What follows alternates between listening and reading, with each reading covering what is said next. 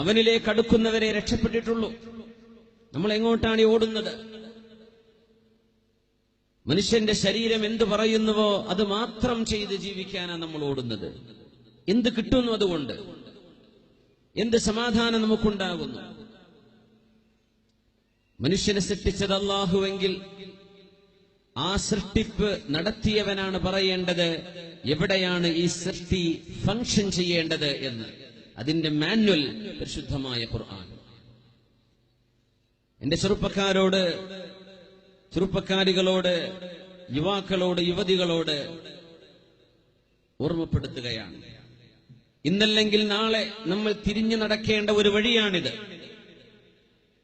ഫാഷന്റെയും ഭൗതിക ഭ്രമത്തിന്റെയും പിന്നാലെ നമ്മൾ ഓടുമ്പോ ഒന്നോർക്കണം, ആത്മീയതയിൽ നിന്ന്, അല്ലാഹുവിൽ നിന്നുള്ള ഈ ഓട്ടം, ഈ അകൽച്ച, ലാ യസീദു മിനല്ലാഹി ഇല്ലാ ബുഅദ.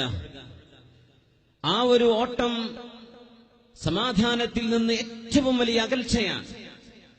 മനുഷ്യന്റെ മനസ്സിൽ ഒരുതരം വൈവറിംഗ് വരും, ഒരുതരം പ്രയാസം വരും, ഒരുതരം മനസ്സ് കെട്ടല് വരും. മനസ്സിനുള്ളിൽ സമാധാനം കിട്ടില്ല. എന്തുകൊണ്ട് കിട്ടുന്നില്ല? നമ്മുടെ ശരീരം ആഗ്രഹിക്കുന്നത് അല്ലാഹുവിനെയാണ്.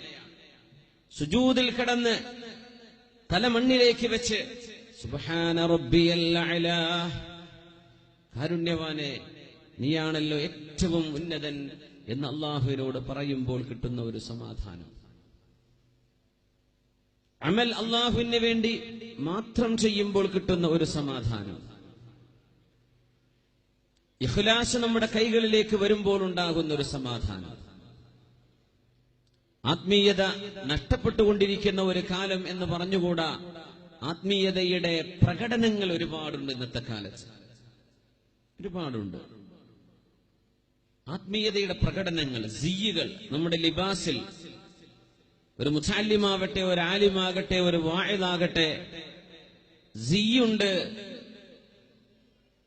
കാട്ടിക്കൂട്ടലുകളുണ്ട്. പക്ഷെ അത് ഖൽബിനുള്ളിലേക്ക് കടക്കുന്നുണ്ടോ? നമ്മുടെ അമൽ ആർക്ക് വേണ്ടി ചെയ്യുന്നു?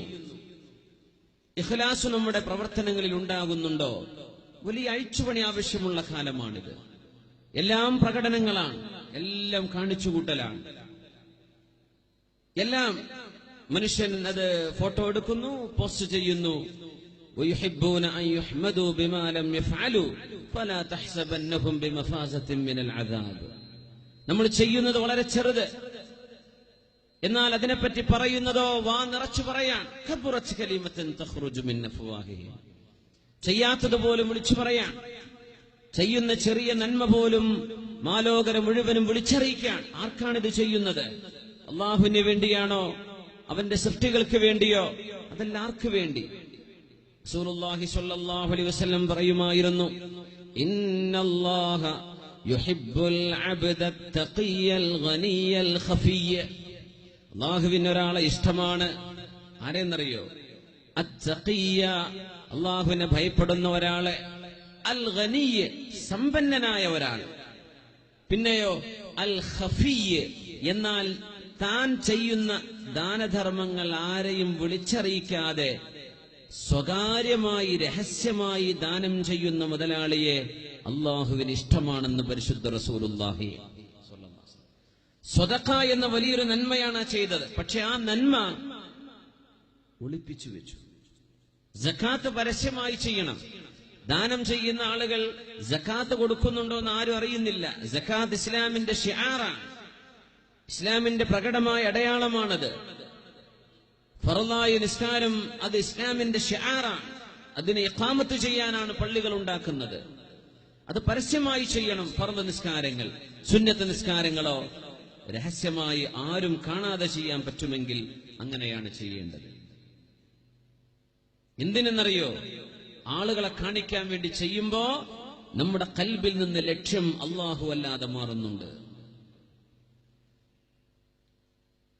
ഇമാം അബൂ ഹനീഫ റഹ്മത്തുള്ളാഹി അലൈഹിയുടെ പള്ളിയിൽ നിസ്കരിച്ചുകൊണ്ടിരിക്കുന്ന ഒരാൾ വെറുതെ സുന്നത്ത് നിസ്കരിച്ചുകൊണ്ടിരിക്കുകയാണ്.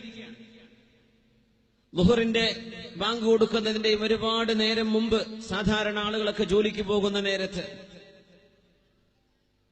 ആരോ വാതിൽ തുറക്കുന്ന പോലെ തോന്നി ഈ നിസ്കരിക്കുന്ന ആൾക്ക്. ഫഅത്വാല സ്വലാത്ത, നിസ്കാരം കണ്ട് നീട്ടിക്കളഞ്ഞു. ഖുൽ ഹുവല്ലാഹു അഹദ് ഓതാൻ വിചാരിച്ച ആള് പിന്നെ സൂറത്തു യാസീൻ ഓതി. എന്തേ? ആ വന്നാള് കണ്ടോട്ടെ ഞാൻ നിസ്കരിക്കുന്നത് വിചാരിച്ചിട്ട്. റുക്കൂഉം സുജൂദൊക്കെ ഒരുപാട് ഓതി, ഒരുപാട് നീട്ടി. അങ്ങനെയാള് 4 റക്അത്ത് 2 റക്അത്തോ 4 റക്അത്തോ നിസ്കാരം. ആദ്യം തുടങ്ങിയത് അല്ലാഹ്ക്ക് വേണ്ടിയാണ്. പക്ഷെ ഇടയ്ക്ക് ഒരു ഡോർ തുറക്കുന്ന സൗണ്ട് കേട്ടപ്പോ ഏതോ ഒരു നാട്ടുകാരൻ വരുന്നുണ്ടോ, കണ്ടോട്ടെ ഞാൻ നിസ്കാരക്കാരനാണ്.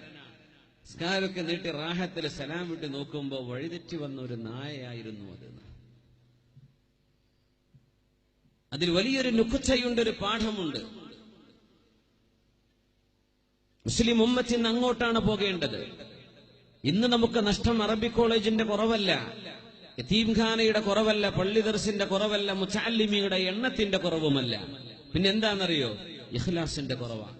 ആർക്കൊക്കെ വേണ്ടി, സംഘടനകളെ വലുതാക്കി കാണിക്കാൻ വേണ്ടി, ആൾക്കൂട്ടമാണ് എന്ന് ഉണ്ടാക്കി കാണിക്കാൻ വേണ്ടി. എന്തിനാണ് ഇതൊക്കെ നമ്മൾ ചെയ്യുന്നത്? വലൗ യസീറൻ, എത്ര കുറച്ചാണെങ്കിലും അത് അല്ലാഹുവിന് വേണ്ടിയാണെങ്കിൽ അതേ അല്ലാഹു സ്വീകരിക്കുകയുള്ളൂ.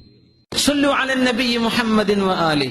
اللهم صل على سيدنا محمد وعلى آل سيدنا محمد وبارك وسلم عليه.